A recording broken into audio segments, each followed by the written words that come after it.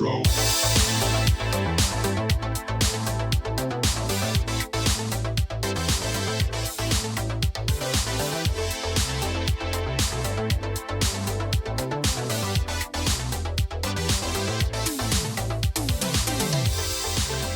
What's up, everybody? Welcome to Super Retro, a nostalgic podcast about retro gaming, TV and film, music, sports, pop culture, and anything else dope from the 80s, 90s, and early 2000s. I'm your host, Tuck. That's your host, Will. What's up, y'all? What's up, everybody? How you living out there in this world? Cold out there. Cold as a bitch. And as always, this podcast is brought to you by the good folks over at Salty Water, y'all. DrinkSaltyWater.com to get them salties, them fruit punches, them lemon limes, and the orange. And they still got that Salty Water starter pack, kit, whatever you want to call it, available.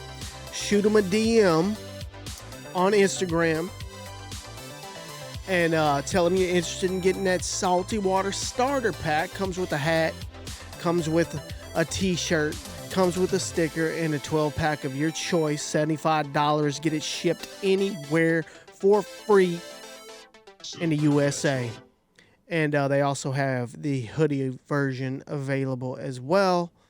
Got a couple emails this week from people saying pictures of their salties, saying love this stuff. So shout out to our folks over at Salty Water, drinksaltywater.com. Or like I said, send them that DM if you're interested in that starter kit. SuperRetroPod.com is where you can do any Super Retro shopping for that merch. Oh, and I did real quick while we're on it, the merch, y'all.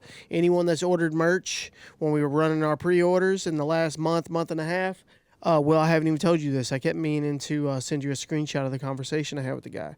He actually has been in the hospital. When I put the order in, I don't know when the pre-order ended. I put the order in right away. I didn't hear, and I'm like, what's going on? And then he sends me a message today saying he's been in the hospital for like a week. Oh my God. So, hey, first of all, send him positive vibes. Yeah, is he good? That way, yeah, he's good. He said he'll probably be out by this weekend. So I was wondering, man. Hate to hear it, man. So heal up. You got some orders waiting on you. But my man got some big orders waiting for him, y'all. So bear with us. Apologies. Head on over, like and subscribe our YouTube, y'all. And look, if you everybody gets hype points now. So if you want to help us get that podcast out to the masses, use them hype points and hype your boys up. It gets us out in front of more people. Spotify, iTunes, Amazon Music, subscribe, leave a review. We absolutely appreciate it. It helps grow the cast. We're shooting for 10,000 subs by the end of 2025 over on YouTube. And I don't think we're gonna get it. But we're gonna fight. But it'll be December 31st, and I'll be looking at it like, damn, we're about 1,000 off. It can happen. Hey, I'm thinking some stuff we're gonna do next week might help. It's definitely gonna help. So follow us on the socials, y'all. Facebook, Instagram, TikTok. We appreciate wherever you guys take us in. And y'all, arcade1up.com. Use our Keeping It Retro 10 coupon code for anything on their website, y'all. 10% off. Keeping It Retro 10 for 10% off. Holidays are coming up. Man. Go get that unit. Use the coupon code, and your boys get a little kickback. Yeah, you know what better time than now to get an arcade machine? Christmas time? Absolutely. Like, if anyone's got kids or you're just a kid, Yep. That any of those are awesome. I absolutely love this NBA Jam. Yeah, I want them all. Dude, it was so funny last night. It was last night. We were all up as a family watching TV, and it was like bedtime for the kids. So we were getting the kids off the bed, but there was like some shit down here in the dryer. Kids had, you know how it is. Yeah. Like bedtime has started. So my kids were down here messing around, grabbing like some last minute shit, and I was like, well, they're kind of busy for a few minutes. Might give me a game, man. Let me pop this on real quick. I turned the NBA Jam on, dude. As soon as I turned it off, my wife walked down the steps and was just staring at me. I was like, I mean, I had like 3 minutes. You know what I'm saying? That's like, what we're doing now. Yeah. But she started laughing at me. It was funny. My kids are all like, we talked about the arcade 1-Up, and they were like, does the next one come to our house? Yeah. They're over pissed off that you got the basement. Well, did you see the? Yeah. There's like 12 games on that thing. Yeah, I know. The next one we have coming from Arcade 1-Up. So we'll talk to y'all about that one soon. Can't wait. Dude, this is huge. This is huge. I've been, as some of you know, I've been working on this for a long time. I honestly just gave up for a few months and was like, I guess it's not going to work. Tuck versus technology. Yeah, well, I figured it out. Tuck won. Hey, as of today, if you're a Spotify listener or a Spotify watcher, which there are way more than I thought there were. Oh yeah, we're gonna get to that.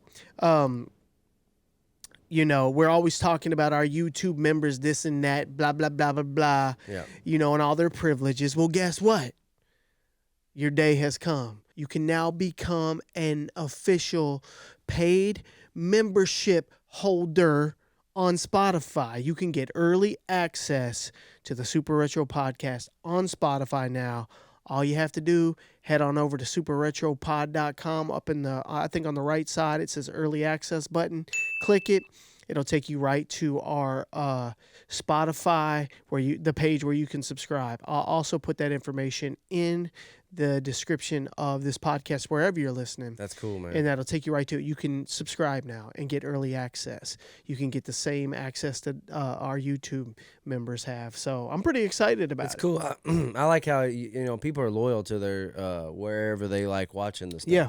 Some people don't like going to YouTube. Yeah. Some people stay on Spotify. I'm a Spotify guy. Yeah. I think it's cool. Like, it's hard, like, trying to drag people to certain places they're not really privy to. Right. So just do what makes you happy. So now, anywhere. Spotify memberships are available, y'all, on the website or in the description. That's cool. Dude, and what about that article? Bro, oh, boy, wrote. That was the coolest article I've ever seen. The coolest article I've ever read about us. I know. Shout out to Josh Smith, y'all. Man, we'll put that link in here as well in the description as well. Cool. I mean, just well written. I know. My man got some skills. He does. My man got some serious writing skills. If you guys haven't read it, definitely you can find it on our Facebook page or you can find it in the description also.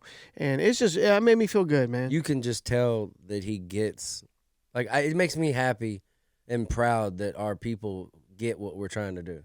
Yeah. Like, he wrote an article that encompassed exactly what we're trying to do. Hey, man, I'm so happy he got a ton of love in the Discord. God. So many people were like, I 100% agree. Because, I mean, it hit, bro. He hit every feeling we get. I like how he was quoting us. Yeah, so funny. Dude, the quotes were hilarious. So good job, man. Josh, man. Awesome article, Josh. It almost when I was reading it, it almost felt like I wasn't even reading it about myself. No. You know what I'm saying? I was a knucklehead reading it. It felt bigger than us. Like, the way that he was writing about it, I'm just like, oh, this shit ain't even ours anymore. No, it never has been. Nah, this is, like, bigger than that. I've always felt like that. It reinforced a lot of feelings I already had and things that I would hear occasionally from people. But, man, hey, thanks, Josh, man. That's all I can say, dude. Cheers. This is a funny story. So, we're gearing up for this Keeping It Retro segment, y'all. We cannot wait to bring it to you very, very, very, very, very motherfucking soon. But anyway, in the corner, so anybody that's watched a live podcast, you'll notice, like, in the corner, there's just a bunch of fucking TVs and shit piled up. And, I mean, I used to play stuff on them, and they were cool and everything, and I still have them. But we really kind of revamped our live set and our Keeping It Retro set, which you'll see very soon. And I was moving shit around. Well, before I get there. Yeah, you fast forwarded. Yeah. So Tuck lost our fucking Monster Squad. I did. The Monster Let's Squad. Start off with that. The Monster Squad VHS, which was one of the early ones we purchased. It was it's definitely no matter what, I'd say it's our top 5. For sure. Yeah. There's not even close. And it's hard to find the Monster Squads in the type of case we have. Yeah, this is one we looked up specifically and bought it on eBay. Yeah, and it's not, it's not cheap, No. And one day we were like, I don't know what it was, but we were like, let's play Monster Squad. Mm-hmm. And we went back to look at our banger roll back there, and you were like, you know what did it, Will? We what? were putting a bit together for top. I was putting my bit together that top 5 VHS tapes that I wanted to do, and that was on there, and I couldn't find it. I'm like, where the fuck is this? Yeah. Where the fuck is Monster Squad? So and we thought Tuck had lost it when he went to a work thing. Where I did like a convention or a trade show where I set up a bunch of TVs and games, and I brought a bunch of our shit out there and was just like letting people vibe with it and people that hadn't played the stuff in a long time. It was just really cool. Somebody got us on. So, but I took Monster Squad out there and I took a bunch of VHS. So for 6-7 months, I've been blaming strangers. Somebody stole. I've been like, somebody got me, dog. While I was out there, somebody, I trusted people. And I'm blaming you the whole time. You are. And I was on eBay looking for fucking backups. He said he almost bought one. I was like, yes. But so, back to what I was saying, I was cleaning the corner out to make room for this arcade 1-up for this NBA Jam. And as I'm moving some of the TVs out and shit, and there's just all kinds of wild shit over there, I see the Monster Squad case sitting behind the televisions I had over there. I'm like, oh my God, I found it. So of course I grab it, and it's just an empty VHS case. I'm like, fuck. It's got to be there though. I was like, this is a clue though. Yeah. I was like, at least I have this. It's not stolen. At least I have this. So there was a VCR that played those movies on those TVs. I would use that VCR for those TVs.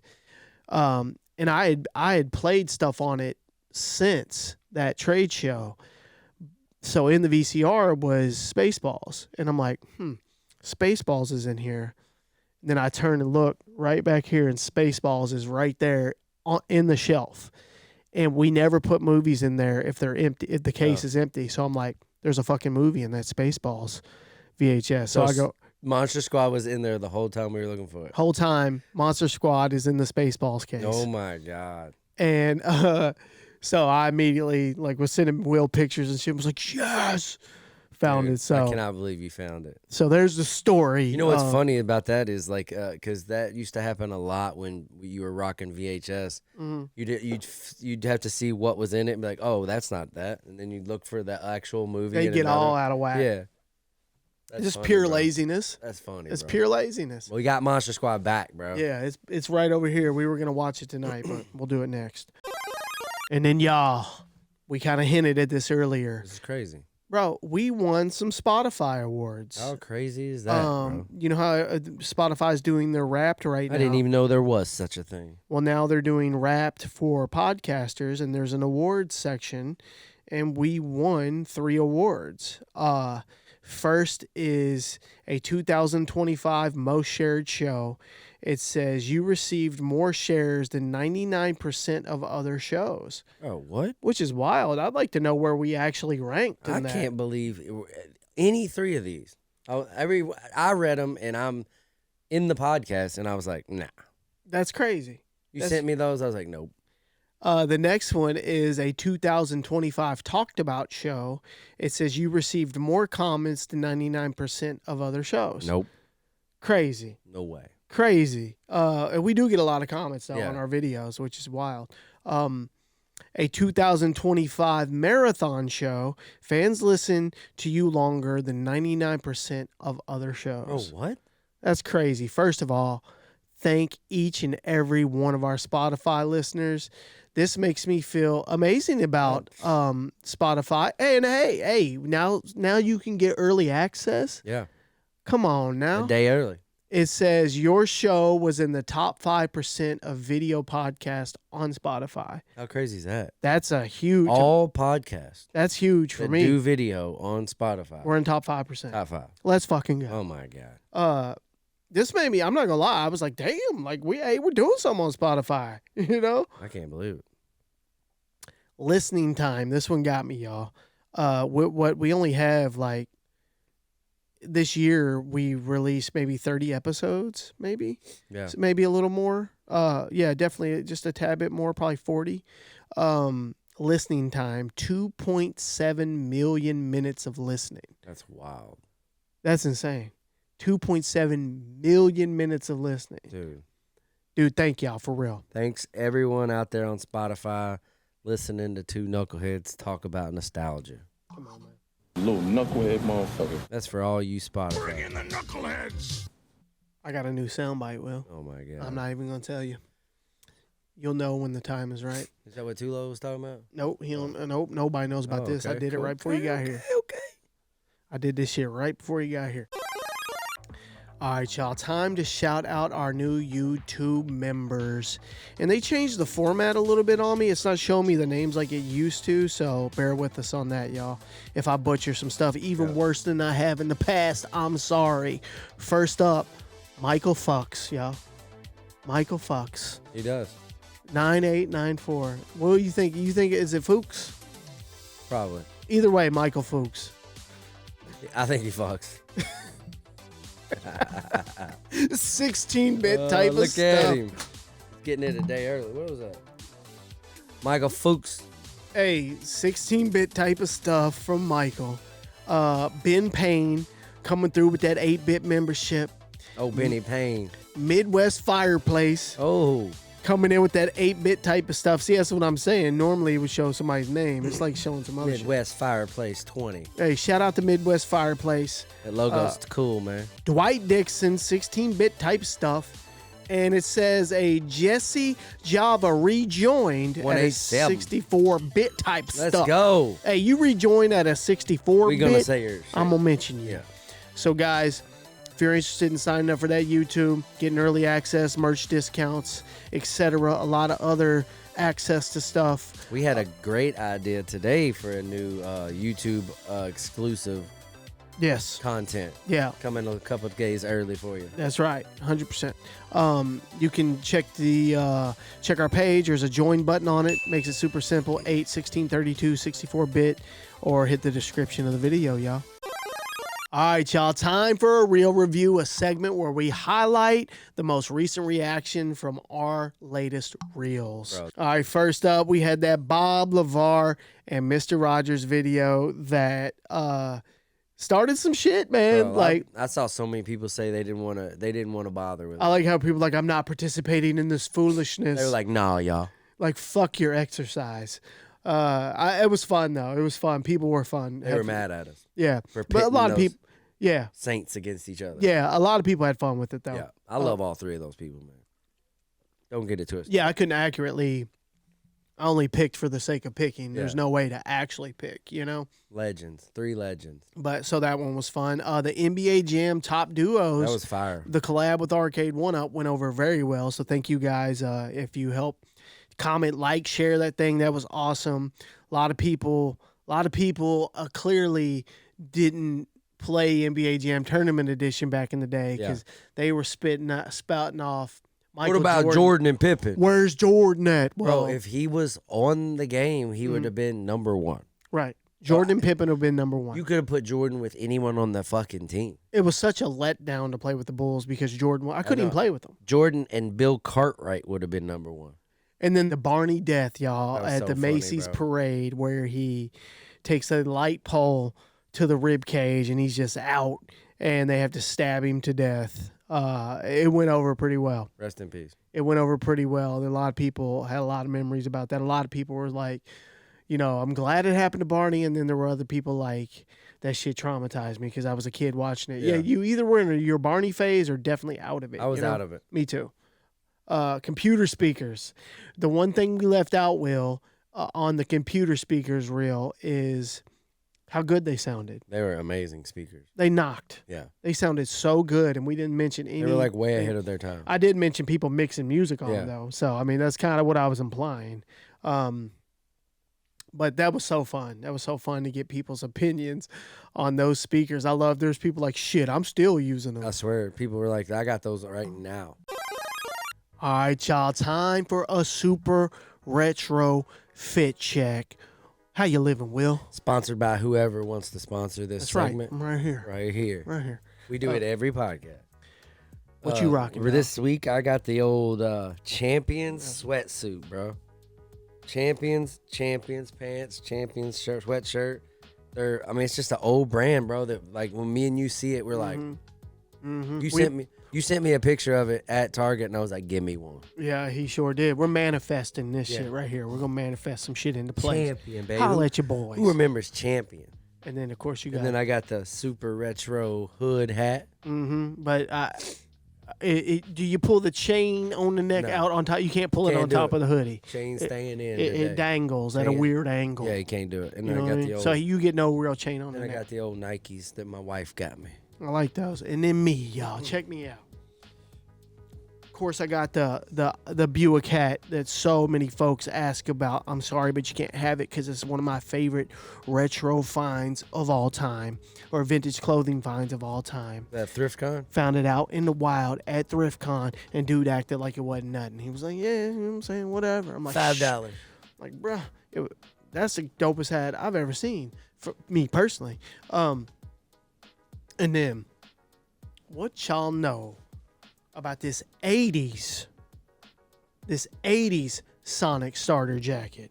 Check it out, y'all. Man, Gary Payton might have wore that, bro. This is in tip-top shape, pristine condition from the 80s. This is one of my favorite pieces of all time. I've had it for a while and just haven't had a chance to wear it. Yeah, that's dope. Check that thing out. That's all right. This is one that you see and you're like, I'll never get it. Yeah. You know what I mean? I'll never get it, but I had to. It was cool how they had the white around, just straight in the middle. That's what I'm saying. Like, that's amazing. And then I got them Jordans on, them low-cut Jordans. Low-cut Jordans are fire. From Jordan Brand. Shout out to Jordan Brand for sending us those Jordans. We really appreciate those, Fuck bro. yeah. So, and then that's our fit check. Now it's time to get to your fit check. You can email your fit checks in at superretropod@gmail.com, or you can hop in the Discord and get in that fit check chat. First up, this one comes from BMW 1190. Retro Fit Check 1993. My parents and I. Nostalgia here at Great America Amusement Park in Silicon Valley. Dad's mullet. Mom's Harvard sweater. The kicks I'm wearing along with those 90s style pants. Oh, and the Kragen Auto Parts hats. Bro. That's hilarious. Dude, I swear to God, I think I have that exact Harvard sweatshirt upstairs. That's so 90s. It's crazy. Look at his pants, bro. I know. My guy's pants are killing the game. Got them tucked. Dude, is he wearing little Jordans? It looks like Jordans. He's wearing little Jordans. Baby Jordans. Look like baby Jordans right there. Dad's killing it with them Oakleys, bro. Next up, Bobby Trice. We got that old school 49ers faithful jerseys with that old school Japanese denim. Studio D'Artistan. And if you don't know, now you know. Definitely go get you a pair if you're a denim knucklehead. And those Nike Dunk Low Retro Strawberry Waffle, y'all. Wow. My man's killing the game. They got that couple goals. Hey, for real, check them out. Hey, 49ers. Who you got? Brock Purdy. Who you got? Chris Christopherson. What's his name? Christian McCaffrey. That's what I said. Oh, shit. He got them Pippins, bro. This one comes from MM Creative. Tommy Dad hat, check. Tommy Hilfiger button down, check. You know I feel that. Billionaire Boys Club graphic tee, check. Tommy Hilfiger cologne, checked. Hey, Tommy was all right. The clone was all right. And then he got that chain on the neck. Check. He's got chains on the neck. Oh, he does. He's got multiple chains on the neck. He got them Nike Up Tempo 96 trading cards, primary colors. Those check. are fire. And we covered those on our best non-Jordans. And that's it for the fit check, y'all. All right, y'all, time for another mailbag. This one comes from a soul play out of Decatur, Georgia. Shout out to all our Georgia folks. Let's get right into it, Will. I'm kind of excited. Soul play spelled S-O-L-E, so it makes me think soles of shoes. It's definitely what it is, bro. No, what? Yeah, bro. These are custom Bro. shoes, bro. Holy shit. Wait, let me get this box out of the way. I almost feel like I gotta hold on to this paper. Yo. Dude, this is, I can't. How Dude. do you open this? I don't know. Oh. Why is there a card? Oh my God. First of all, I can see what's behind there. Are you serious? Dude. How can you make boxes better than Nike? The box is incredible. The box is incredible, first of all. Legit. It's Look like, at the anime on the box. there's a card. It looks like, resembles like a Pokemon card or something. Oh my Dude, God. look, Nike Air Muscle 95 QSYGO. I feel like I'm butchering that. Is that supposed to say something else? UGO? Yeah. All right. Unbelievable. Just this alone, but guys. Nike Air Muscle 95 QSY UGO. Dude, I can see the shoe right there. And this is one of my all-time favorite shoes. I had one pair of these, or, a version of these back in the day. And I swear to God, I've thought about them at least once a month since the early 90s. Bro, this is the most well-packaged tennis shoe I've ever opened in my life. Easily. This is, I feel like I'm opening an Apple product. Look, man, this box has been sitting in there. I think it got confused. We're sorry. With some other boxes. Thank you so much, Soul Oh Play. We haven't even seen the shoes yet, Will. My God. I beat you, bro. Oh. Bro. Are you serious, bro? Are you fucking serious right now? I want to put these on right now. That is the illest shit ever. Dude. How ill is this? Let me tell you something. Soul Play? Hey, we're new best friends, and I'm going to tell you this right now. I can get used to people sending us shoes, man. Holy shit. This thing is a work of art. It's unbelievable. This shoe is a work of art. And my God. Look inside. The fact that anybody would send these to us is incredible. The sole. Holy shit. You going to show them the sole? Do it. It's worth it. I don't even know if you can see it. We'll get in there. Yeah. There it is. Look in there. Oh, yeah. Dude, Soul Play? What's it? So, yeah, this guy's website is www.soulplayatl.com. So it's SOLEPLAYATL.com. And also, it's Soul Play Atlanta is his Instagram page as well. Oh, my Dude, God. Thank you so much. These instantly went to my new favorite shoes. Straight up, bro. I cannot wait to put these things on. I'll be wearing these this weekend. Next pod, I'm going to have these things on. Sure. Probably meet. We're going to have to coordinate now with each other. Because now we're getting shoes sent to. Don't wear them. I want to wear them next week. No, I'm saying you're going to get a text from me and be like, don't wear your Air Max. I'm just going to send you a picture. Don't even think about it. Hey, Jordans. I'm wearing low top Jordans today. Don't you can wear the Air Max. Dude, how cool is it? So, Soul Play, thank you so much. This is easily one of the coolest mailbags yet. One of the coolest custom shoes I've ever seen in my life. Wait, can we even access the card? Yeah, look at the fucking. Oh my Lord, the packaging is next level, bro. Look at this. I swear to God, somebody that listens to this podcast, go to this man's website. Please buy something from him. I'm not even opening it. I'm not even taking the card out. Look how beautiful that is. Look how beautiful that is. Soul Play. Hey, man. I'm sitting that motherfucker right there. Thank you so much. It's the dopest shoe I've ever seen. All right, y'all. Time for another mailbag. This one comes from our boy Kenny Wells out of Washington. What we got? All right, here we go. Looks like we got snaps. Let me see it. Oh, this is a joke book. This is a joke book. Dude, your mother is so fat she uses a VCR for a beeper. Oh, my God. Your mother is so fat she doesn't cast a shadow. Your mother is so fat she jumped for joy and got stuck. That's like old jokes, too. Dude, I remember this shit. You're so fat you have to go outside to put on deodorant. Oh, my God.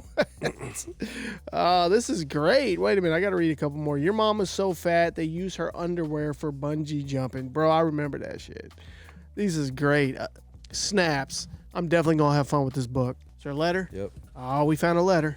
We knew we'd get to it. It says, "What's up, Tuck and Will? Just wanted to say that I love the show and all the amazing nostalgia that you guys bring back to all of us knuckleheads. It's so greatly appreciated, and thank you so much for what you do. Being able to relive our childhood and all the amazing times growing up is definitely a blessing, and we all for sure would have been best friends back in the day, and it's so awesome that we can be now because of Super Retro. The Discord is amazing too. Shout out to all the knuckleheads." Give him one. Little knucklehead motherfucker. Who make it the only social media that matters. Let's go. Hope you enjoy the mailbag. KDub83 out of the Discord. Shout out to KDub. Here's the thing. This is the mailbag description. We're not, you know how we like to do it here, y'all. I don't want to know what's in this package. No. But it does go into detail about each thing, and we'll read that after we dig in, all right? Oh, shit. That's dope. First of all, Is that a fucking Blockbuster bag? Starts off real strong. With the Blockbuster bag. What resembles like a cooler bag or something. I'm not sure. Oh, it's like a holder. It's like a Blockbuster holder. How dope It's like a VHS holder. is this? This is really cool, and this will definitely stay in the collection. I can tell you that for sure. Oh, dude, there's some cool shit in here. Okay, look, just a small package with a lot of dope shit in it right off the bat. Tuck, Will, Hey. oh, I like that. I got our names on them. Oh my god. Oh wow. So, what Did you you got? get one of these? A dare pin. Hey, you have we I have can a put these Dare on our shirt. jackets. Oh We can my put these on our jean jackets. Look, mine. Wow, this is the type of shit that I like right here. Oh shit. Hey. You're wearing it. A Seattle Supersonics breaking the barrier 92-93 pin. How sick is that? Look at that, a Supersonics pin. This is the nostalgia that I love right here. Bro, I didn't even know a Supersonics pin was Existed. out there. And then we got there's some cards in here. Yep. First off the bat, you got the Oakland A's hologram sticker. Got that Oakland A's hologram I got sticker. the Giants. Yep. Oh wow, dude. So I got Bills galore over here. How cool. Jim Kelly, Andre Reed, Thurman Thomas, Andre Reed, Cornelius Bennett, Steve Tasker, Keith McKellar, Frank Wright. This is awesome. I got George Carl. That's cool. George Carl, Seattle coach. Supersonics head coach. And then look, these are all Seattle Supersonics. We got Sean Kemp. Oh man. We got Sean Kemp. We got multiple Sean Kemps. Look, this is Sean Kemp, Gary Payton. Like, I love a good curated mailbag like this. The Sean Kemps are crazy. Look, Deadlift Shrimp. Kendall Gill. Remember Kendall Gill? Hell yeah, he was awesome. Hey, Kendall Gill was a stone cold baller. I'm pretty sure you can be Gill on NBA Jam too. You definitely can. I'm never him. So Deadlift Shrimp again. Ricky Pierce, Derek McKee. Hell yeah, dude, super dope. Yeah, I love it. All right, and then we have two NES games. Y'all remember we're trying to get every NES game ever made. I know we haven't said it in a long time. Yeah. Hit the description of the video, full list there. You send us NES games, we'll update the website with your name on it, and you can see whatever you helped us contribute to get to it. Here you go, Will. What you got? I don't think we have this, man. What's it called? Legendary Wings by Capcom. Dude, I've heard of this game. Legendary Wings. That's awesome. I do not think we have this. I don't think we have that one either. And then Predator with Oh, Arnold shit. Schwarzenegger on the cover, y'all. Check him out. We may have that one, but I know we don't have that one. No, definitely not. And then we got some. Oh, these are monsters in my pocket, Yes, and this they is are. a good amount of them too. These are classic, y'all. Look at those. The monsters in my pocket. What's that do to your chest? Yeah, these are super nostalgic. We actually have only like 3 of them in there. Right That now. someone else's. Now we got a whole set. Whole set. Got some stickers, of course. Y'all know we love stickers. Look, Deftones. What y'all know about the Deftones sticker? Hell yeah. And then here we go. Finish it off with 2 VHS tapes. Let's I'll let you go. do it. Oh my God. It's one of the best. It's one of the best Western movies of all time. What you got? It's called Unforgiven with Clint Eastwood and the legend Gene Hackman, R.I.P., and Morgan Freeman. Look at this. Boom. VHS. That movie right there hits hard forever. It'll never go out of style. And then we got fucking The Quest with Van Damme, baby. Oh my gosh, this is a Van Damme that we don't have. Our Van Damme collection's crazy. Be happy to add that to the collection. There you go. Hey, K-Dub, dude, awesome. Thank you so much. The cards were awesome. Great mailbag. Dude, the VHS. Everything, bro. We got fucking pins, cards. The Blockbuster bag might be the coolest thing out of all. Yeah, I don't know. It just seems like that one was really well put together, and it was well thought out. So, K-Dub, appreciate you, man. Thank you. That was a good mailbag. All right, y'all. Time for a Tux Music Corner, and this week I want to focus on something just a little bit different. You know, normally I'm always talking about hip-hop. Occasionally I'll go off and talk about some, alternative stuff. Well, today I want to talk about Sierra Farrell. She is Americana, bluegrass, country, kind of like an alternative country. Sounds like, some new age Dolly Parton or something. I don't know. Just, y'all, the right person made it, is all I can tell you. You want to talk about getting it out of the mud? She performed on train cars and street corners for years, bro. Yeah. Before she made it. She legit hopped freight train cars and traveled from state to state. A real gypsy type of lifestyle. Yeah. But she was so talented that her talent just outweighed all of the other stuff. And it's like the universe kind of aligned for her. And it was like the world needs to hear your music on a grander scale. And dude, I don't listen to a lot of this type of music, but man, this shit, for some reason, it's so good. Man. It's so good that I'm just like, this is my shit right here. We accidentally saw her live. Right. And I was blown away. Yeah. I immediately left that concert and went and got on her Spotify. Immediately. I was like, who the fuck is this lady? Yeah.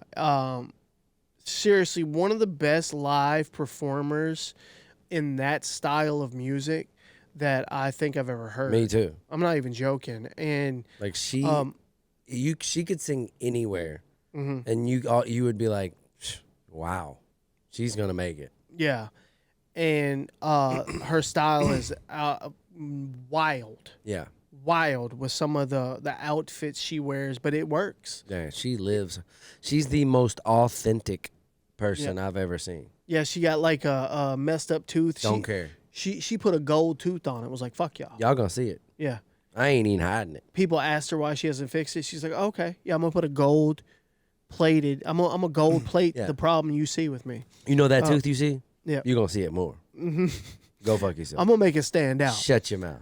But seriously, y'all, real dope. If you don't like some 80s, 70s, early country music like that, you might not like it, but I mean, I think we all can recognize, real talent, and you'll definitely, if you haven't heard, you'll see it with this. Yeah, go check Sierra Farrell out. She has an album, Long Time Coming, that was released in 2021. Dude, the whole thing is flawless. She released another one like in 2024, won a bunch of Grammys and shit for that. But I'm more of a fan of her first album, Long Time Coming. Really just is a good listen. When we saw her live, she played a lot of the songs from that album. Unbelievable. When we saw her live. I don't know. 10 out of 10, y'all. Check her out if you're into that type of shit. All right, y'all. Time for that Walkbuster Movie Club review. And now we got the movie Dutch. This is our second movie we've done. And this was released in 1991, and I thought this was cool because it was released as Driving Me Crazy outside of the U.S. That was the name of it? That was the name of it. Okay. So I hadn't even heard that. They do that shit all the time. And where they'll have an it. American name, and then they'll change it. You know what it reminds me of? Caribbean Queen. Yeah. Caribbean Queen. They changed the lyrics in other countries. Had no clue that it was called something else. And this movie was directed by Peter Feynman, and it was written by the legend John Hughes, which is the king of the 80s. and stars Ed O'Neill and Ethan Embry. And the budget for this movie was $17 million, and it only made $4.6 million. Oh shit! It was a flop. Oh, big flop. I didn't realize. No, that. this is a huge flop, bro. Like, Damn. This movie, it's not even looked at as a good movie. Did Ed O'Neill have an acting career as far as in movies after this? No, not as much. But he wasn't even their first choice.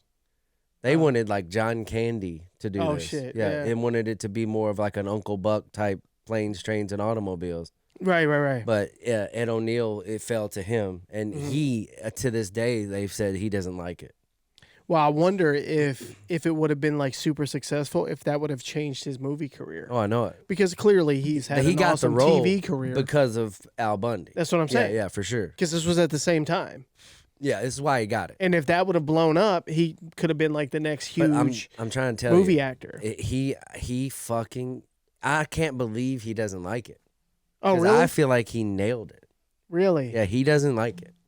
Damn. Yeah, so it's a weird combination of stuff that happened. Like the John Hughes, like it gets a lot of bad rap because it was almost like the same story as Plane, Trains, and Automobiles. Mm-hmm. You know what I mean? It's like a road trip with, people Shit's happening. not on the same page, and they grow together. It's almost the same story, just different, basis of how it went. But well, maybe that's why it didn't do well. yeah, because... and it came out at a weird time when that's not the typical John Hughes, and it wasn't looked at as like a new, fresh story. Mm-hmm. They looked at it like they was recycling another story. Sure, I get that. You know what I mean? And all right, now we got some notes from the Discord, folks.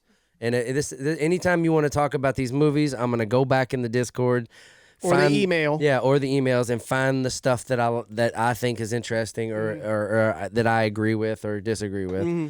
This first one comes from Cuban Sensation, and he says, I remember seeing Doyle's room as a kid, and Doyle's the kid in the movie. Mm-hmm. I remember seeing Doyle's room as a kid in the beginning of the movie and wishing I had all that stuff as a kid.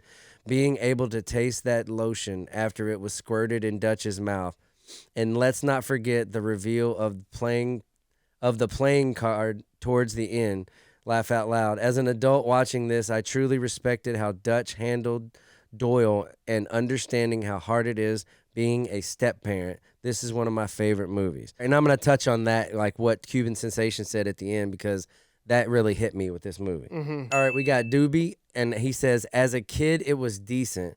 Rewatching it last night as an adult with kids, now so much better this time around. And I feel that fucking with my soul. Yeah. Like that's another thing I was talking about with what Cuban said, how I'm going to touch on that later. Yeah, because there's a bunch of frustrations and you things just as a kid you couldn't understand. You see it differently now. Mm-hmm. Like the whole, I think this is going to be an awesome segment because we are now different people. Mm-hmm. We saw these movies as the different human. Mm-hmm. Going back to see them as an older man with kids and different perspectives, you don't even see it the same. Right. It's so cool. I think this is amazing to go back and give movies another shot. Right. All right, now we got G-Mac said, Doyle was a little shit most of the movie, and it all grew on us. And that's the truth, because it starts out and you're like, fuck this kid. And then by the end, you're like, oh, he's all right. Yeah. This kid's all right. He's just a kid. Yeah, and then you look at it his way. All right, Gibson fan 159 says, what's weird about this movie rewatch is last time I saw it, I identified as the kid. And now I identify as Ed's character. That's what you just said. Yeah. It's like the theme in this, and I fucking couldn't agree more with these guys. And then K-Dub83 says, who sent our mailbag. Yep, he said, what can I order that won't make me vomit? Which is a quote that he says when he takes him to this diner. Mm-hmm. It's like a gritty diner, bro. Mm-hmm. And I'll premise this by saying, this kid Doyle is rich as hell. His family's rich, and he's on a road trip with Dutch, and Dutch is not rich. Mm-hmm. So he's getting the gritty side of life. You know what I mean? So he's not ever been in a diner like that, or ever been in a shitty car, or ever had shit happen like he has happened on that road trip. You know what I mean? So it's awesome to see the two different ways of life, come to a head in this movie. Kind of clash. Yeah, they definitely clash. All right, and these are two pictures that people posted of the movie, and it's just Charlie Walk. Yeah, yeah. It's Charlie Walk posted 2 pictures, and they were so. It's like the one on the left is a classic image from this movie. I've seen the image. Yeah, before, of just him holding Doyle. It's fucking knocked out basically and he's just dragging him, and it's like the iconic picture of this movie. And then the one on the right, I thought it was hilarious because he wrote Aunt Tammy on it. Yeah. And that looks exactly who I picture as Aunt Tammy looking like sitting there sure. smoking. And then I'm gonna end this with what Gibson fan said, and he said, "My take on Dutch, I don't agree with the negative reviews, but I kind of understand why it wasn't appreciated. It came out in a time when big summer blockbusters were dominating everything, so a poignant film about stepfather-son relationships on the road trip was definitely going to fly under the radar. Nonetheless, this film has plenty of integrity, moral value, and solid acting, and shouldn't be mistaken for some whimsical comedy, which I think people do. It's full of life lessons and does a great job at representing the mindsets of different age groups and how unforeseen circumstances can change those perspectives." Solid Like, review, Gibson fan. Wow. That's why I was like, bro, I couldn't say it better than he did right here. And like what I was gonna say earlier is like watching this now, I don't know if I really identified as the kid when I watched it first, but I didn't give a shit really about either one. You know what I mean? I was just along for the ride. Yeah. And then watching it now as a stepfather and having a stepson, I totally like appreciated the fucking like Ed O'Neill's he wanted this kid to like him. He wanted his girlfriend to like be like, "Oh, cool, yeah, this is gonna be awesome. Right. You're gonna go get my son." Because that's such an important part. Yeah, when in you're the relationship. getting in a relationship, if someone has a stepson, Yeah. well, the kid's gotta like you. You go pick him up. Yeah. Y'all ground back together, and y'all gonna be cool. And what's crazy in the movie is like him not being cool the whole fucking movie. You know what I mean? But honestly, in the end, it all happens exactly the way it should. You know what I mean? Like their road trip together couldn't have made them like, I don't want to say like friends, but they respected each other by the end of this. You know what I mean? Which is so cool to see how it started. And the kid was not fucking with Dutch at first, bro. Like they were enemies. And Dutch was like, "You will not beat me, kid. Like I'm gonna." And then just to see where it ends and where they go on this fucking movie is like, as a stepdad, like I couldn't imagine like a better actor than Ed O'Neill to play that. Was solid actor. Like he kills this role. Like he's so tough, but so like vulnerable. Like when the firecracker scene, he's getting fucked up by these firecrackers or fireworks, and then like he does such good with physical comedy where he's like getting knocked out and fucking hit, and like he's so good at that shit. But also he's got this like tough, like blue collar edge to him where Shooter McGavin's in the movie it's Doyle's dad, and he just like fucking basically strong arms him like, "Hey bro, I'll fuck you up." Yeah. You know what I mean? Ed O'Neill plays that so good. Yeah. He can be tough. Like, you might have more money than me, but I will fuck beat you the up. brakes off And he's got your this big bitch ring, ass. knock people dents in their head, bro. Like he's just a great character, bro. And Ed O'Neill plays it great. And the kid Ethan Embry, man, he killed it. Like he went on to have a great career, and it's basically because of this movie. Like, you know, that kid, he's been in movies you've seen. Oh, sure. Like in this was one of his breakout role, and to me, like watching this movie now, it was just a great. It just hit home, like with everything being a stepdad and all that. It's a real cool movie, bro. So you got to rate it. You got to give it a rating. He gives it buckets of popcorn. Yep. How many buckets you give it, Will? Man, just because of all I just said, I'm going to give it 8 out of 10 because it's a great movie, and I think I would have given it less as a kid. And John Hughes can never miss in my eyes. He's a great storyteller, man. I love John Hughes. I love Ed O'Neill, and Ethan Embry killed it. And I definitely recommend this around Thanksgiving as your sleeper Thanksgiving movie. Nice. Yeah. All right, what's next, Will? What are we doing for the Walkbuster Movie Club next? Well, next is going to fall around Christmas, and I didn't want to go, with the cliche Christmas movies. Okay. You know what I mean? Home Alone, too easy, man. Yeah, Christmas Story, too easy, man. Yeah. And so many of them that we watch. Right. Me personally, I know you do too. I watch all these movies. Yeah. Santa Claus, the fucking Christmas Chronicles. And Yeah, this is one. That's weird. You bring that up. I will get behind some Christmas movies every year for sure. And it's not. I don't have the space where I haven't watched it. Mm-hmm. That's what I want these to be. Right. Not fucking hit things you watch every 3 months. Yeah. So for the next movie, we're gonna go back to a little movie called Ernest Saves Christmas. Oh my God! Yeah. What a great! And I watched pick. it the other night already, and it fucking hits, bro.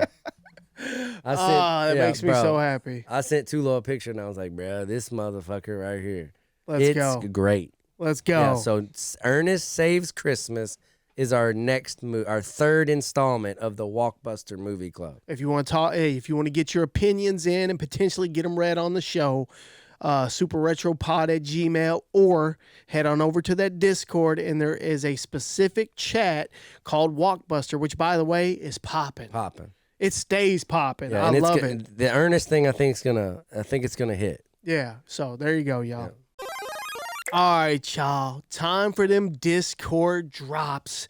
And if you want to get on them Discord drops, head on over to that Discord. You can post anywhere in the whole thing. We'll find it. And if we like it, we'll throw it in these drops and talk about them, y'all. First up, this one comes from Alan5843. And this is some of the truest shit I have ever read right here. Our parents really had us believing turning on the car's dome light was against the law, like full-on jail time for interior illumination. Bro, when you did this driving down the street, your fucking parents looked at you like you were a criminal.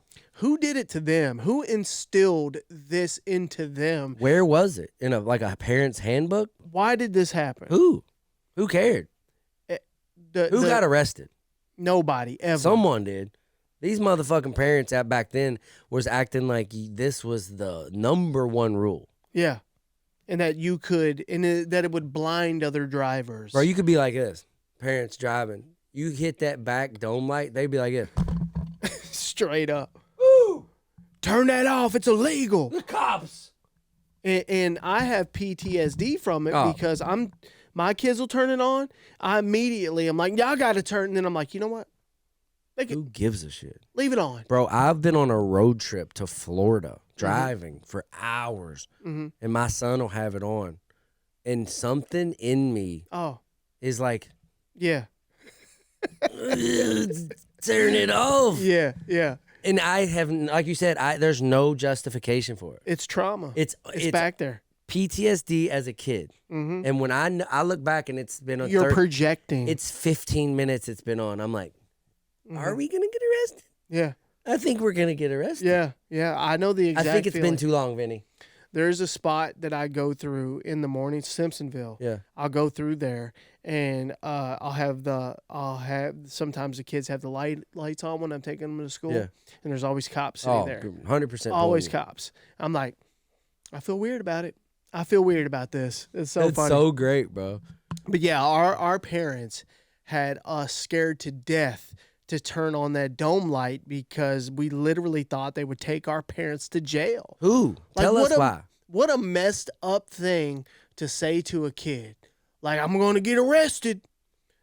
Turn it off, Dustin. The police are going to arrest me. Who? They'll pull us over and give us a ticket. Who told them that, bro? Lies. Next up on them Discord drops, y'all. This one comes from Mr. Digital. He said, if you know, you know. These three feel the same when they are hot. Dude. You got a picture of lava. You got a picture of those metal seat belts that used to be in the 70s and 80s rides and probably some 90s. And then you got the ham and cheese Hot Pocket. Bro, them fucking... What's the hottest? Those seat belts would literally leave marks on your skin. This shit would burn you for real. They'd sit in the sun for hours. Yeah, you and you'd go in the car and be like, and no matter how many times you burned yourself on a seatbelt, for some reason your brain just forgot it because you'd get back in the car and do it again every single time and set your leg right back on that seatbelt. It would feel like you were being branded. Oh yeah.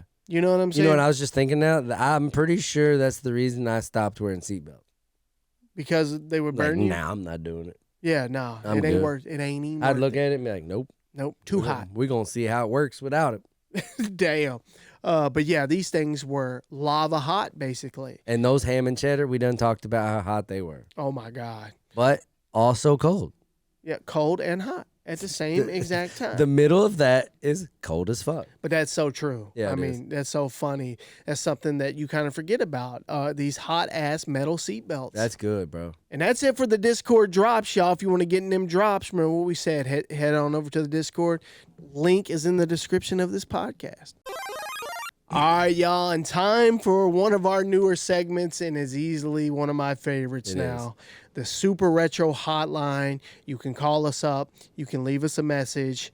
Hey, some of you guys will make the show, too. 502-437-9463.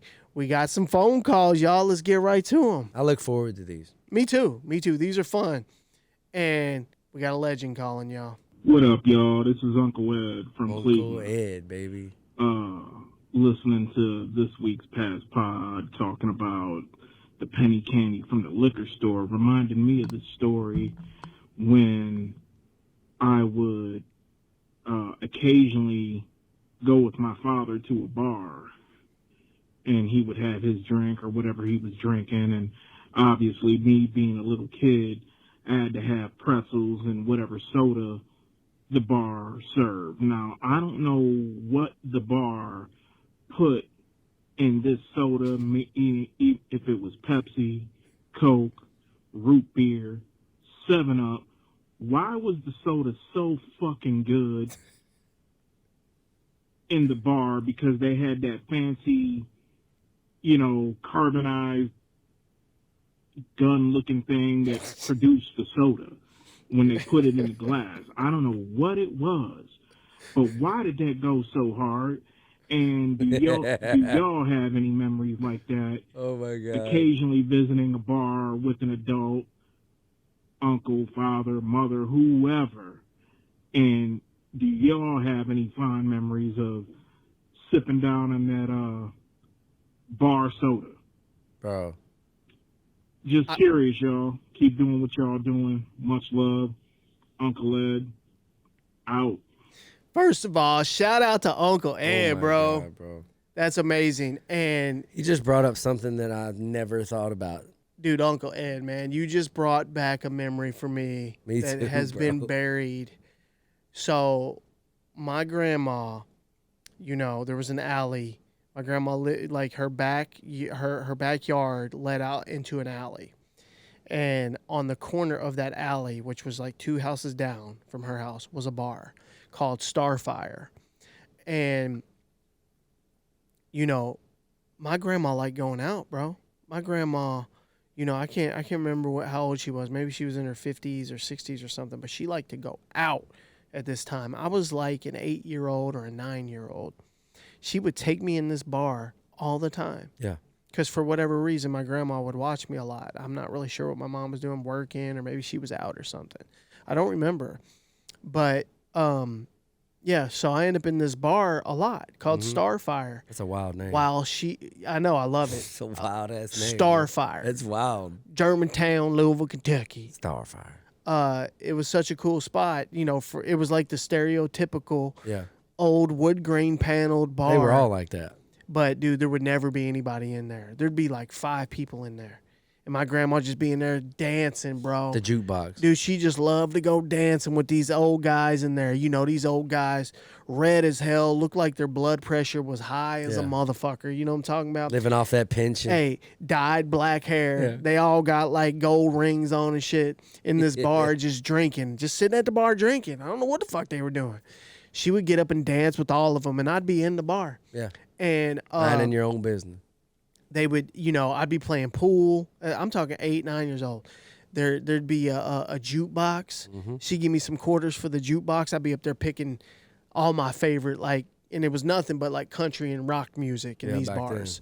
I'd be playing my favorite music, but it reminds me of going with my grandma to the bar right in the alley of her house. Mm-hmm. And You're 100% right about that gun, that carbonated gun, soda gun. Yeah. Yeah, that shit hit different. You know why it hit? Why? I know why. Why? We was just happy to be there. For sure. We was excited to be out with adults. Oh yeah. It was like a forbidden place, and we were in. And things were so much different back then that, you still weren't really allowed to be in a bar as a child, but nobody was really going to do shit either. Nobody was going to do anything about it. Like you had that experience, and I was over here living the same. I was at bars with my grandpa for no reason. Yep. He didn't even. I had many other people that could have watched me.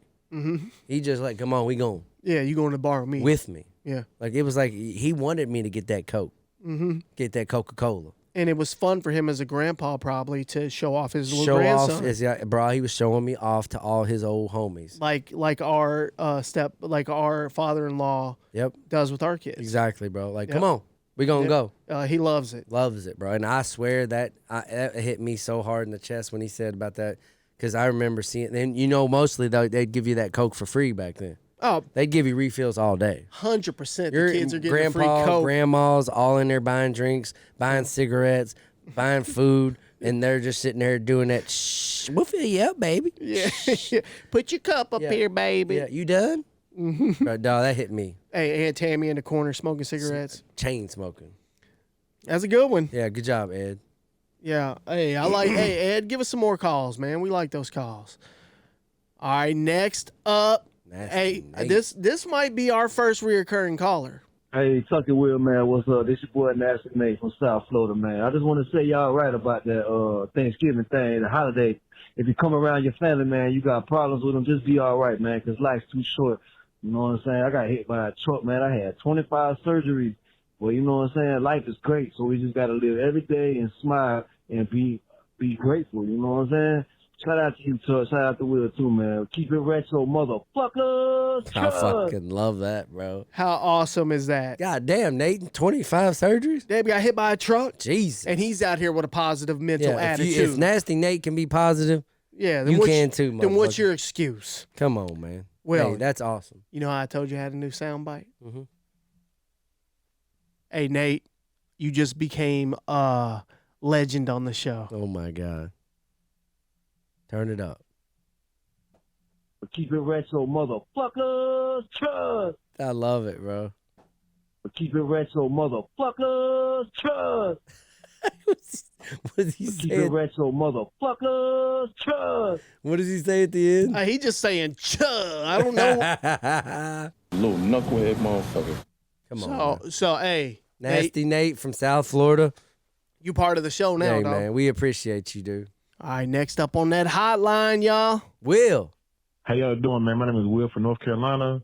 Will and Tuck, I'm going to tell you right now, y'all got the best podcast smoking. I'm telling you right now. Will, I see your outfit. I see your fit, man. I'm digging it. With the starter jackets, I'm digging it. Tuck, you already know how you get down, baby. Your Charlotte Hornet, fire. Fire, Charlotte Hornet. Fire. Look, much love to y'all. Keep doing y'all thing. I watch y'all every single day. Keep pushing, keep doing your thing. Much love and respect. Y'all keep going. I'm out. Hey, Will, thanks, man. Hey, Will from North Carolina. That's awesome, dude. Giving love to the pod and shouting the fits out. Hey, man, Will, we ain't stopping. No, sir. We just getting started. Yeah, appreciate you, man. All right, next up. Tuck and Will, what up, boys? It's Brian checking in from sunny Orlando, Florida. Orange Goofy, he was my go-to. I'm probably that one person. So, yeah, there was that. And two, Will, could you do a movie review on the movie The Wizard? Fred Savage, Bo Bridges, Christian Slater, video game movie, had all kind of like ad placement in it. That would be dope. And yeah, now I'm going to go fire up my Now Later and take over the world. Keep it up, boys. Peace. What does that mean? Fire up the Now Later. I don't know. Hey, go ahead. Fire the Now Later. Hey, man, that's some hilarious. We'll definitely do a Wizard at some point just because it is such a nostalgic movie. And Will's looking over here because it's sitting right there. There's a VHS sitting right there. Yeah. The Wizard VHS. I can't reach it or I'd show you. Thanks, Brian. Yeah, Brian. Hell yeah, dude. Hey, solid pick. And I love that people are asking you to do movies now. That's not the first time that's happened. Yeah, people are asking you to do movies. That's cool. Yeah, there's a Super Retro hotline. I love y'all. them, bro. And again, y'all, there's that Super Retro hotline for you. 502-437-9463. Call us, leave us a message, roughly around a minute, and we might play it on the show. All right, y'all, I'm going to hit you with some nostalgic cartoon images that are going to hit you right in the chest and make you be like, damn, I forgot about that. Or, damn, that reminds me of something. First up, y'all, this one right here. Check it out, Will. I remember it, man. I saw this when I was like, oh my God, I forgot about this completely. I forgot about the bad guy on the show. Dr. Claw on Inspector Gadget. The whole thing, man. The hand. The ring, the cat. Come on, man. This is just an image that is way back there in your brain. It is, bro. That you may have forgotten about. That drink, the computer. Everything. It was the same every single time. He would pet the cat. Yep. I mean, come on. This is nostalgic as it gets, bro. He-Man raising the sword of power on He-Man and the Masters of the Universe.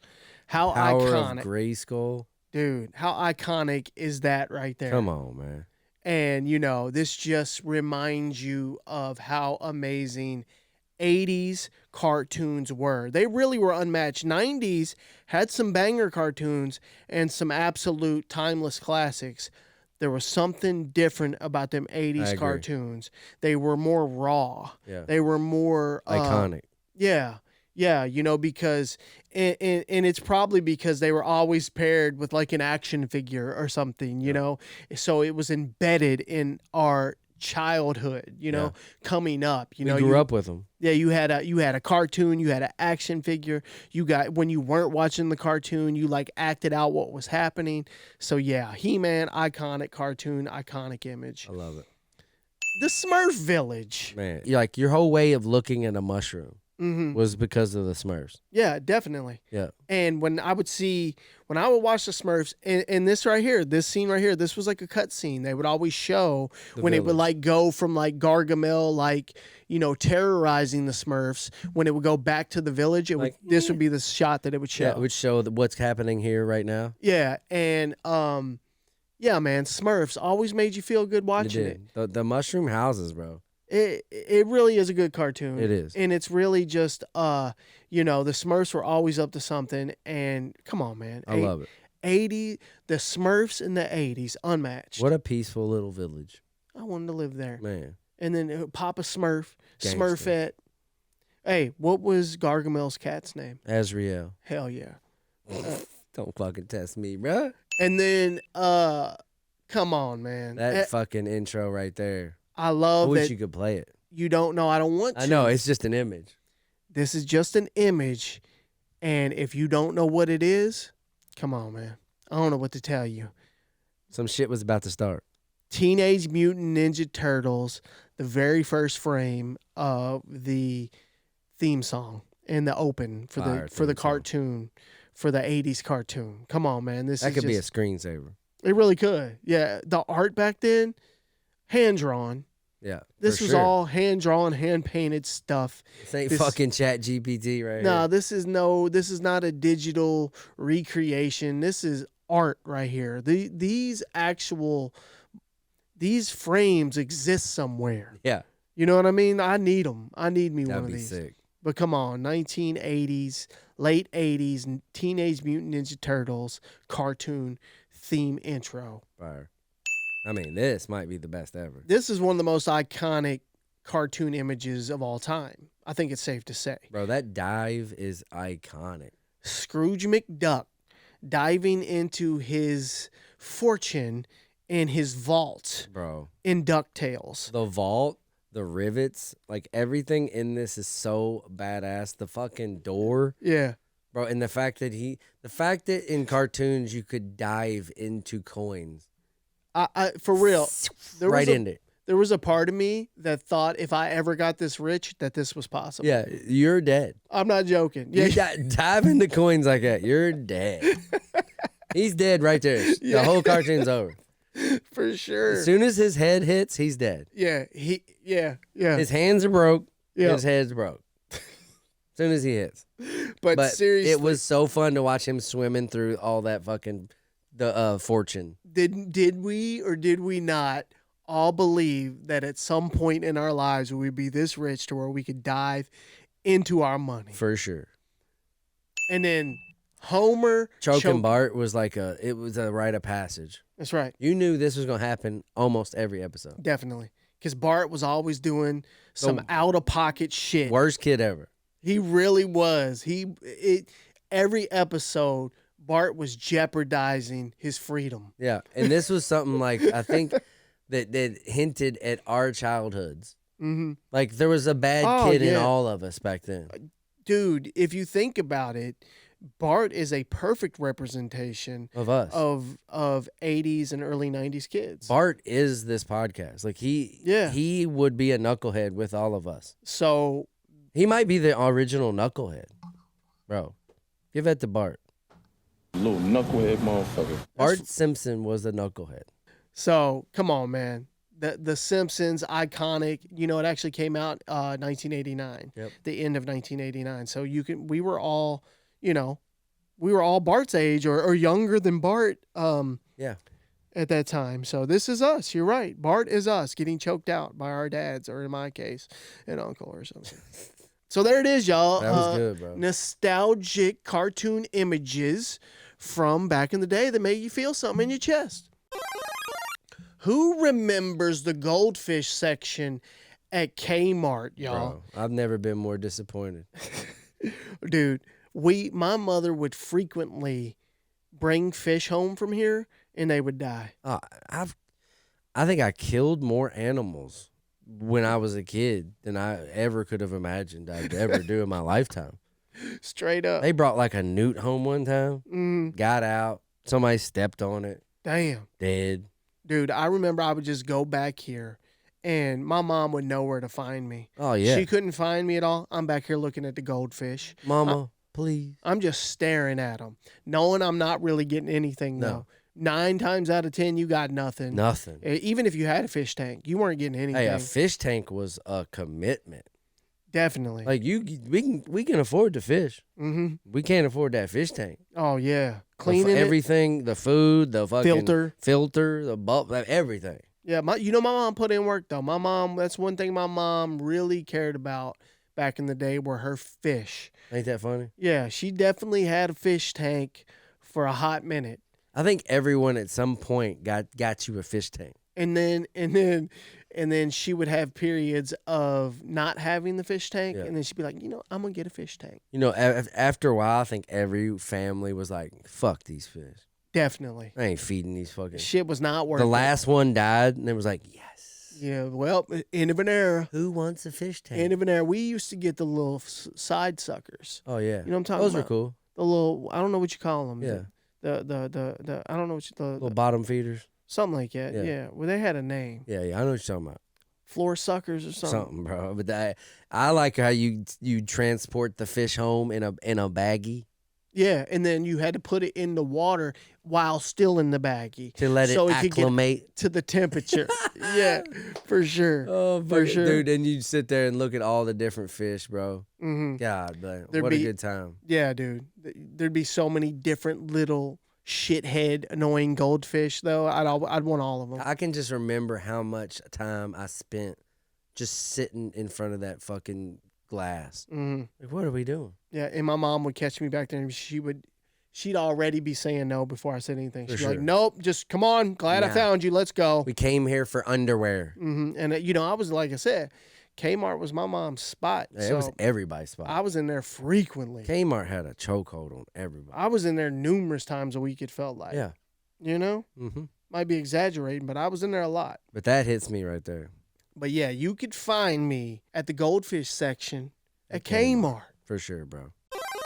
All right, y'all. It's 1995, and you go home, and you start up your PlayStation, and you putting in Twisted Metal. Oh, yeah. The OG Twisted Metal. Classic. And then the select character screen comes up, or the select vehicle screen comes up. Yes. Who you picking? Oh, my gosh. Who we got? Who you picking? You got Sweet Tooth. Mm-hmm.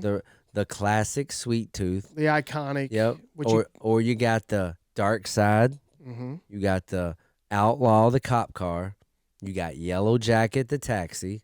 You got Thumper, the pink big ass car. Lowrider. Yeah, you got Crimson Fury.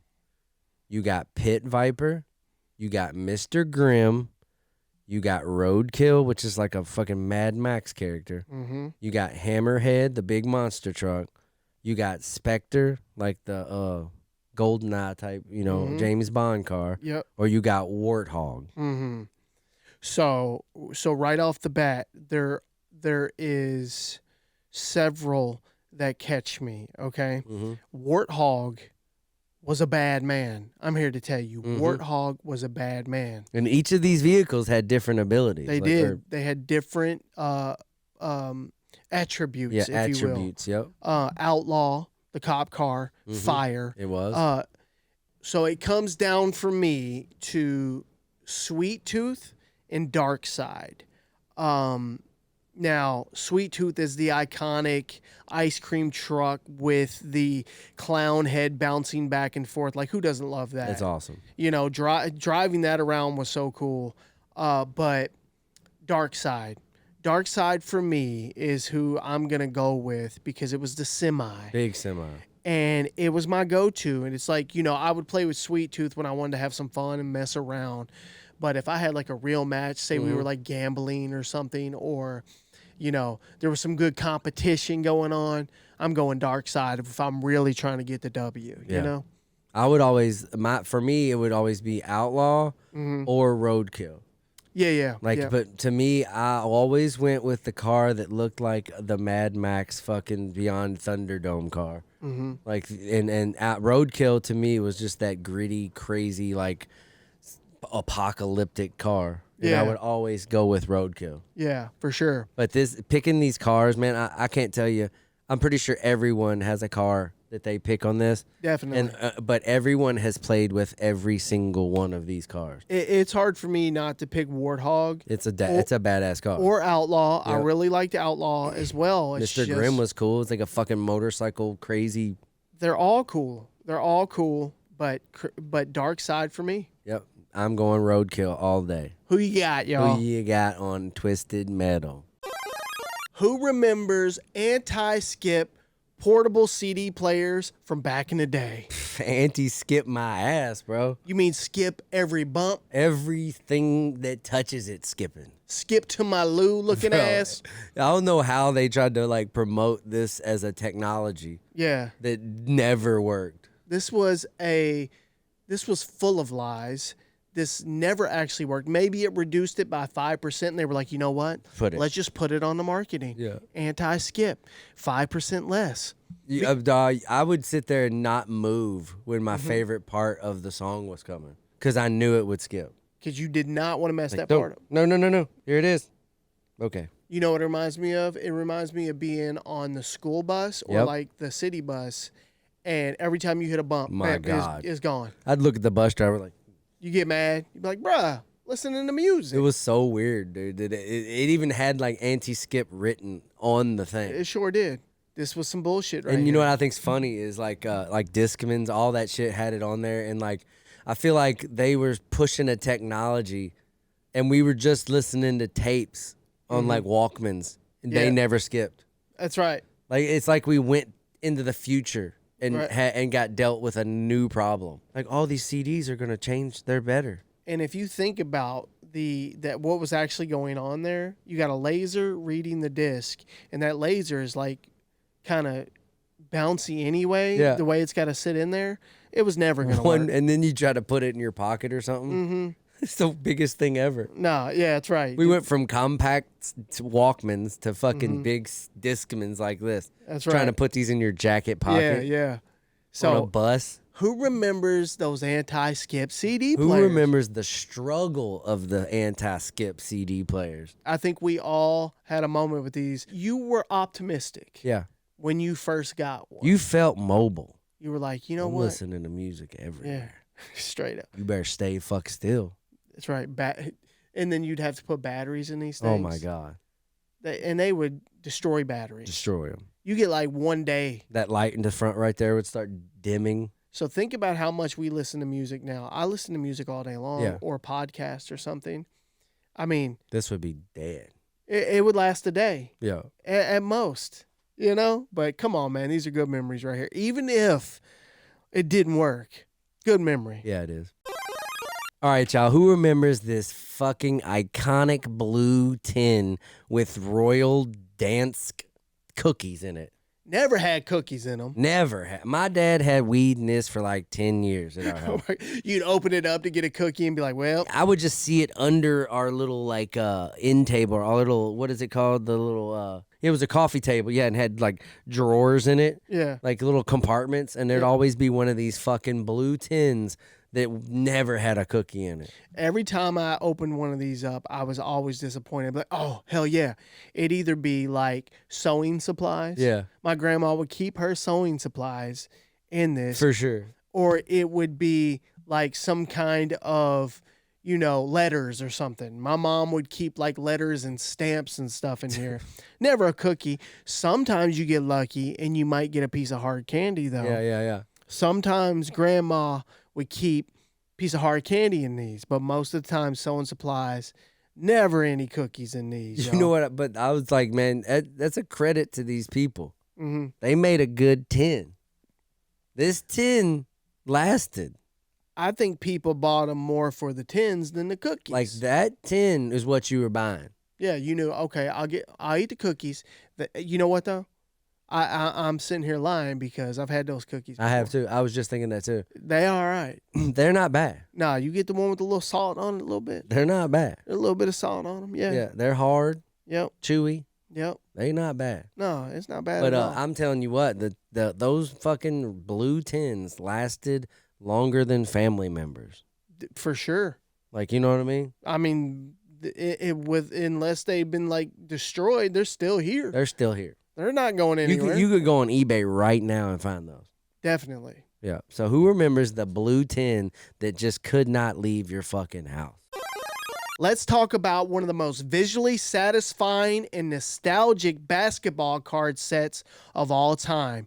That 1991-92 Skybox set, y'all. These are the most 90s looking cards I have ever seen. The backgrounds on these things are literally a perfect representation of style, fashion, just pop culture of the 90s. Yeah. They look so damn cool. I want to show you guys some of the coolest ones that we were able to find. It like brought you into the 90s.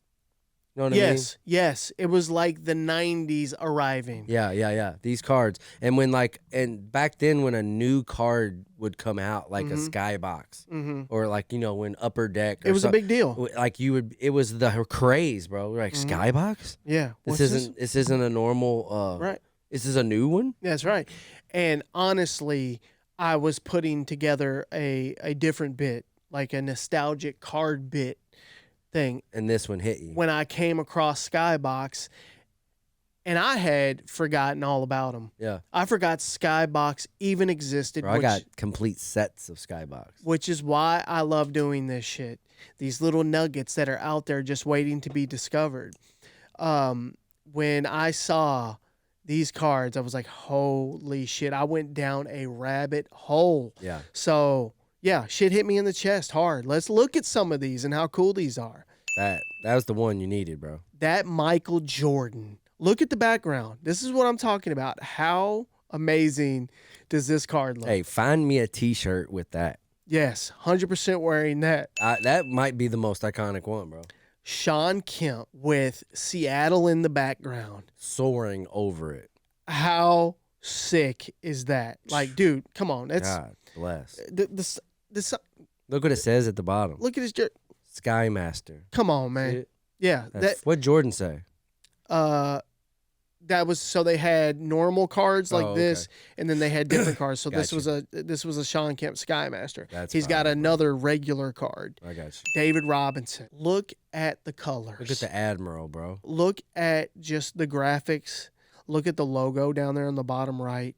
Beautiful. Oh my God. I love this shit. Gary motherfucking Payton. That's a good card. He's about to throw a wicked pass. Look at the background on that one. Look at the Seattle Supersonics logo on the bottom right. Come on, man. Glowing basketball in his hand. Gary Payton was the absolute truth back in the day. He was. Then you got Magic Johnson. Look at him. That's old Magic. That's right. This was about to retire Magic, but how cool does that card look? Nice. And look, it's so funny to see Magic. He just looks like a 70s and 80s basketball player. He looks like he got ice packs on his knees right now. For sure. Jesus. For sure. And then here's a Look at Larry Legend, bro. Hey, Larry Bird. His back hurt as he's shooting. Definitely. But how dope is that card? That's Come dope. on. I love anything Larry, man. I'm all about some Larry Bird. I am too. Reggie Miller. Reggie, baby. Hey, Look at him. this was when he was brewing right here. You know, he was ready to have some iconic battles after this season right here. But yeah, I mean, come on, man. What a cool looking card. Scottie Pippen. I love it. I love all the shoes are in every one. I know. Which that's funny you say that because coming up in just a second, we're about to get into some shoes. Oh Then, my God, bro, Skybox also issued 3 cards that, when combined side by side, showed the entire USA men's Barcelona basketball team in front of a large red text that read Barcelona 1992. Bro, I gotta go open these up. I know. We need to find these. I need those 3. How cool is that? We could frame them. Dude, the fact that they did this, and there's a whole line. This is just 3 of the cards. Each player has their own card. But yeah, look, all of them in their shoes. What's Jordan got on over there? Got them Jordan. I know what those are. Yeah. So hey, you got that Chris Mullins. Got that Chris Mullins with the S in the lineup. But come on, man. Look at their numbers. I love it. This shit is iconic right They're here. look, you get to 15. And then the Michael Jordan card, y'all. Check my man out rocking those white and red Jordan 6s, y'all. How beautiful of a shoe is that? I mean, it's perfect for the Olympics. Oh, my God. And I didn't know how much I wanted those until I saw this today and saw his shoes and was like, damn, those are kind of fresh. Definitely would love to get me some of those. And I looked them up and they are not cheap. But come on, another iconic card from Skybox. And there it is, y'all. How does that make you feel seeing those cards? Did you forget they existed?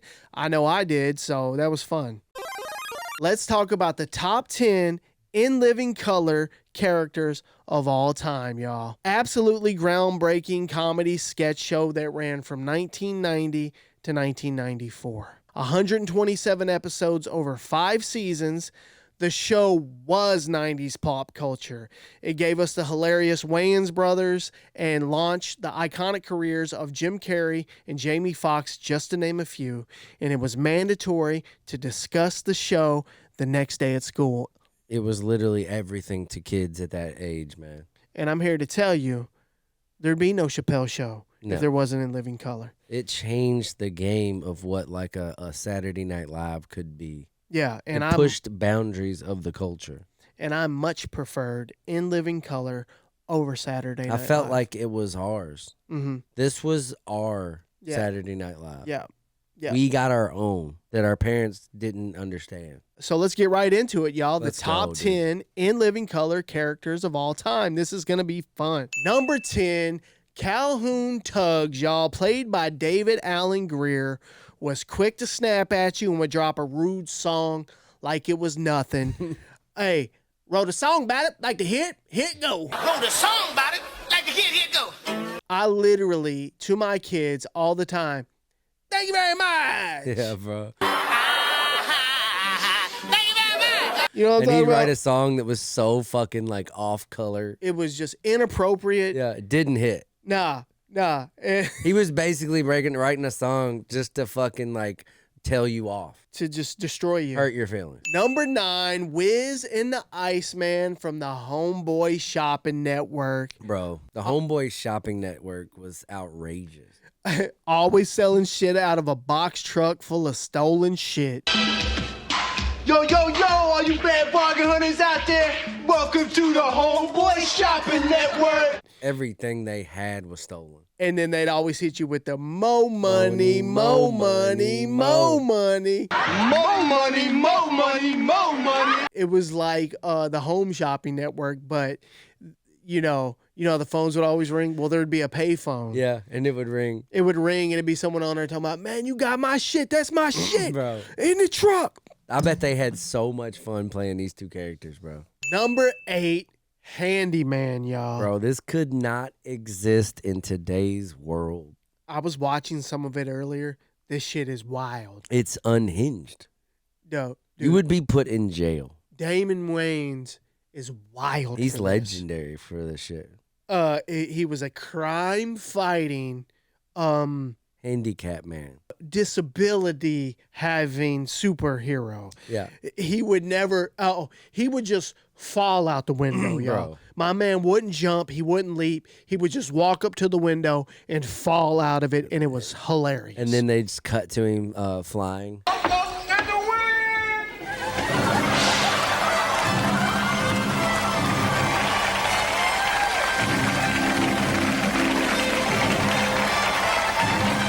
and wiping his mouth, and he would say, Drooling.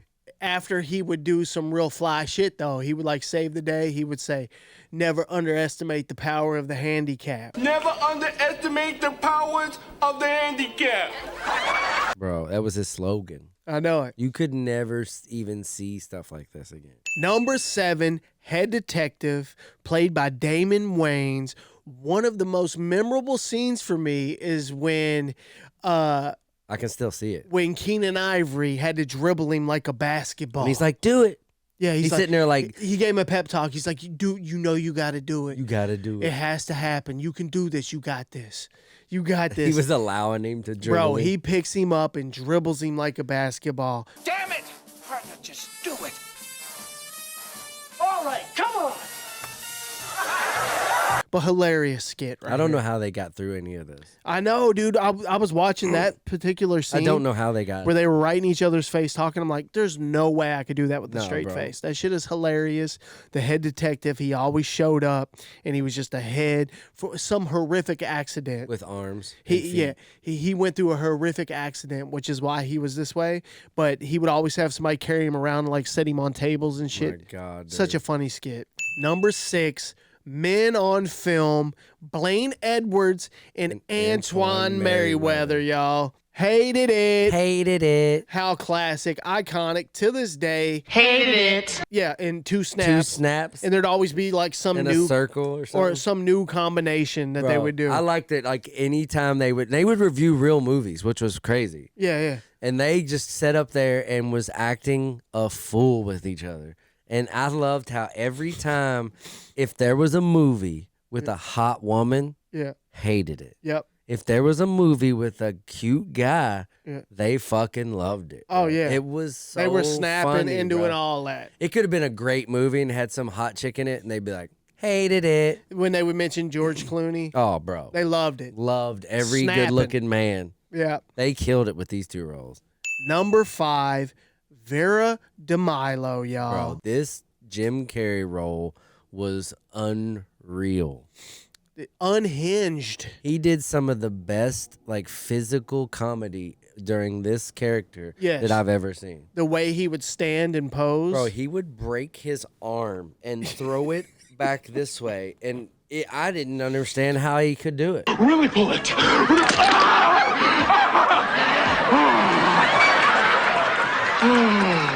Wow.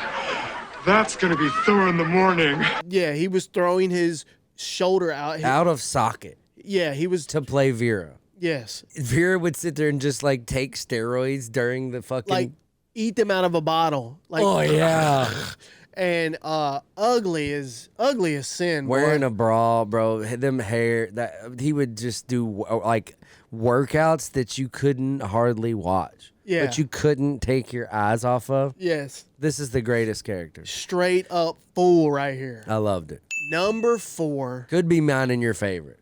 Anton Jackson, y'all. Personally favorite. Dude, this dude. Bro, I could. This motherfucker had me dying, bro. Yeah, this may be the funniest character. for sure. That cardboard house. Yes. And he'd come out of it like it was an apartment. Dude, the way he wait. He'd be like Yeah, fixing his belt.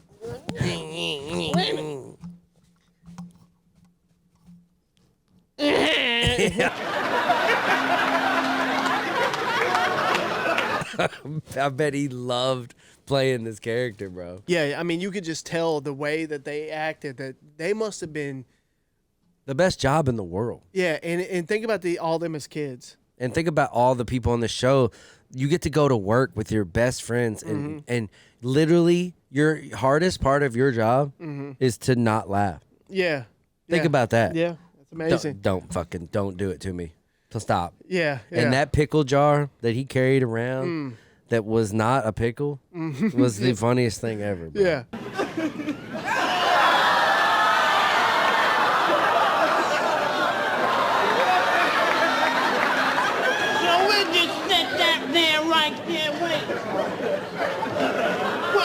Toilet paper in there. Anytime Anton Jackson showed up, shit was out of control. Anton the Bum was awesome. Number 3, Wanda, bro. Jamie Foxx, the unforgettable role he played as Wanda. This sent him off to another level. This really did. This is when he showed up as like, oh, he's hilarious. They had him on it started him out in a dating game, and you didn't get to see Jamie. Oh. And they said that like they would set like David Allen Greer and Tommy up by putting them around and not letting them see Jamie until they turned the corner. Yeah. So the reaction was real. Yeah. And they'd be like, oh, God, Jesus. Yeah. Now say hello to Bachelor number 3, Steve Big Bun.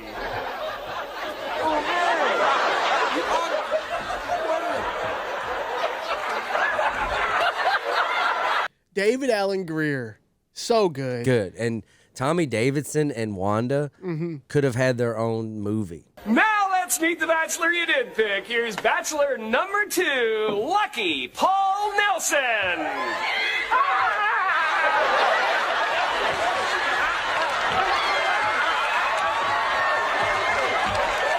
He fucked with Tommy so much, bro. I watched clips of this when you put it in the notes. Yeah. I fucking died watching them two together. Yeah, how she would always have whatever he needed. Yeah, Tommy would be like, "Well, oh, I gotta go get my license renewed." Yeah. And she'd be like, "Oh, baby, I got that right here." Yeah, she'd pull out like a computer out of her purse. We can do that right now. Need anything, any excuse he could fucking think of, she had to oh, we got you. She's reaching in the purse. Yeah. Oh, baby, I got. Don't even worry. You about don't need that. to go nowhere. Yeah, I got you. Oh yeah, my that's God. what I got you. Yeah.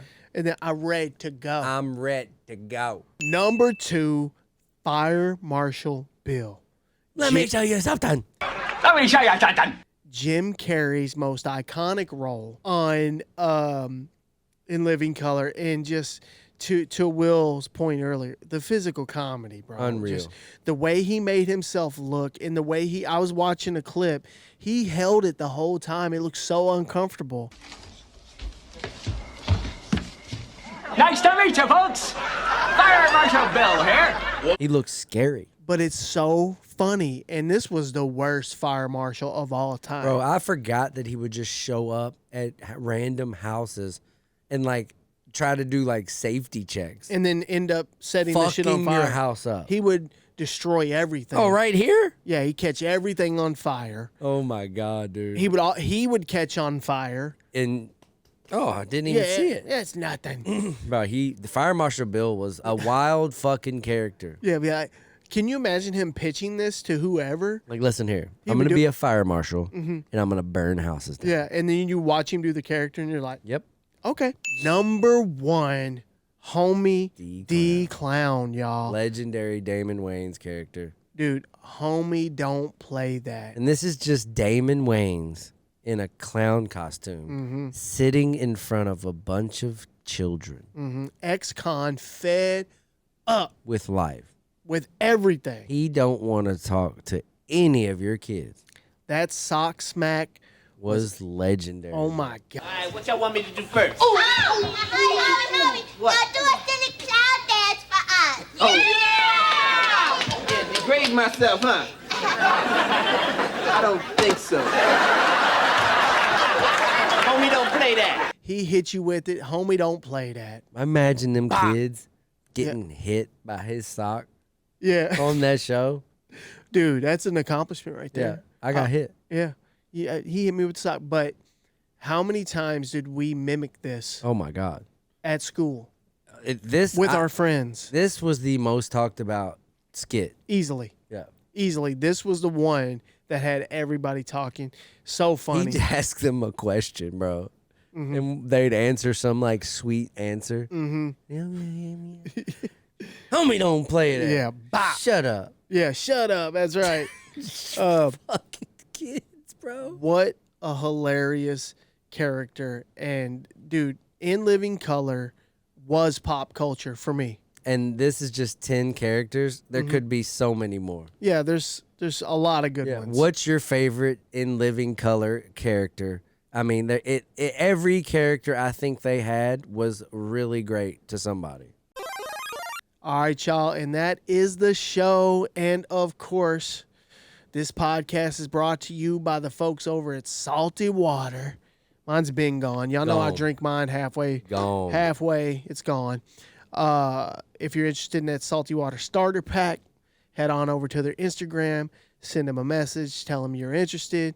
You get a sticker, a hat, a shirt, and a 12-pack of your choice. They'll ship it anywhere in the U.S. for free, $75 package. They also have some hoodies available. Holler at them. I believe that's around the same price. Just hit them up on their Instagram if you're interested. Just go to Amazon and buy you some, man. Yeah, try it out. Just trust us. I saw somebody having a conversation in the Discord yesterday asking about which flavors to get. Don't worry about it. And that's what they were saying. They were like, just pick one and start. I promise you'll be very, very surprised at how amazing Salty Water is. Yeah, for sure. And, Everyone I've ever given it to. Is yeah. that's and, all right. Me too. Yeah. And compare the ingredients to your favorite drink. Yep. Okay, you'll be very pleasantly surprised. And then, y'all, superretropod.com if you're interested in merch. Like I said, we had just a little hold up on the merch, but it sounds like it's back on track now. And then, hit it wherever you're listening. We appreciate you. Remember that you can now subscribe and become a member and get early access on our Spotify. You can find that information in these comments. In the description. Or you can go to our website, superretropod.com. There's a button on the right there, top right, that says early access. And that'll take you where you need to go. And if you ain't subbed over on YouTube, go over and do us a favor. Even if you don't watch our stuff on YouTube, just go give us a subscription. Trying to get to that 10K. Yeah, man. And hopefully coming up next will be next week. We have something in store. I think our first Keeping It Retro. I think so. Let's go. I think this is going to be a big step in a different direction. Yeah. But still the same pod. So, so every once in a while, I don't know how often yet you'll get a Keeping It Retro podcast, which will be a normal episode, but it won't be jam-packed with all the stuff that we normally do, all the segments and stuff. There'll be some of that stuff, but the bulk of it will be an interview. And you guys have been on us, and people have been, since we started this, where's your guests? You're gonna can I be on? Mm-hmm. Well, they're coming. Yeah, we got some guests. Are coming. And we can't wait to... we're not going to tell you. No, we can't wait to hit you with it. So... coming up, y'all. And that's all I got, man. We appreciate you as always. Until next time, yo. Keep it retro.